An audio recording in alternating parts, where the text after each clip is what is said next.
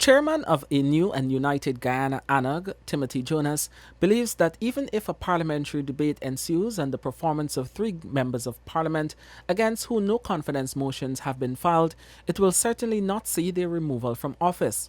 A motion was filed by the government against the opposition leader, Joseph Harmon, and two filed by Harmon against the Minister of Health, Dr. Frank Anthony, and the Minister of Home Affairs, Robeson Benn. Jonas dismissed the motions, which are currently pending the approval of Speaker of the National Assembly, Mansour Nadir, as tit for tat politics. The reason I don't understand the rationale behind what the government has done, except the usual tit for tat politics. Who in Guyana is going to tell me that this tit for tat fiasco helps our country? Where is the end game that someone on the road can say, I have benefited? Jonas, who was speaking during an exclusive interview with the newsroom on Friday last, said that he doubts the ANUG opposition, which holds a majority in the National Assembly, would get the support of any of the government members of parliament to get the motions passed. The no confidence motion is politics. That's all it is. It is a spin. You have the power to present this motion, so you present it.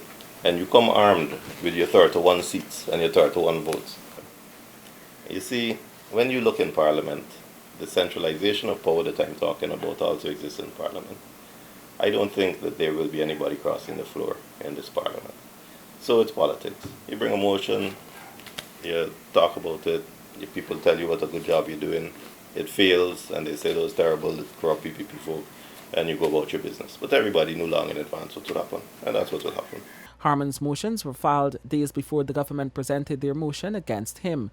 Addressing the merit of the government's motion against Harmon, Jonas contended that Harmon and the ANUG must end its rhetoric that the coalition won the March 2020 elections and the government is illegitimate.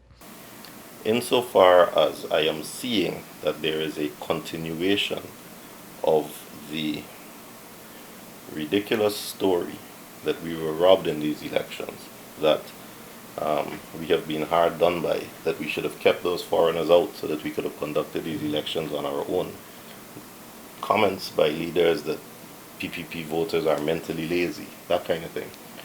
It's difficult to reach out in a meaningful way to embrace a group of people who have not yet seen the harm that is being done. Speaker Nadir has since written for legal advice on the three motions and is expected to make a decision this week whether it will be placed on the order paper for a debate.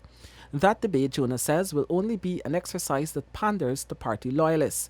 While Harmon's motions have called into question the government's handling of the COVID-19 pandemic and crime in the country, Jonas gave the government kudos for its vaccine program, describing it as remarkable.